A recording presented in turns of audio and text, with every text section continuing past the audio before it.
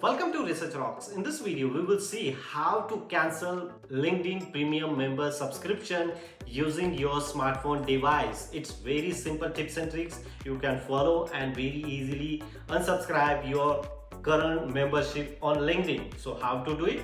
Let's start as a mobile screen. Look at this here. Here is my Apple ID. Inside the Apple ID, some of the informations are available here. And now I just enter the Apple ID menu and here iTunes and App Store. Click the iTunes and App Store and here several options are available.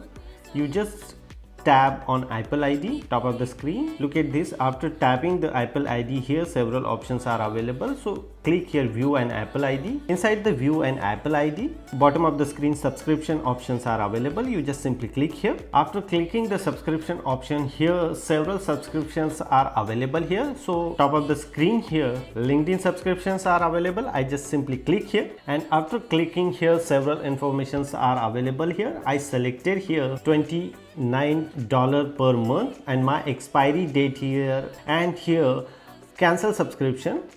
I just simply tap the cancel subscription and here confirmations are coming here. If you end the trial now, so the so and so date and confirm. So that's it.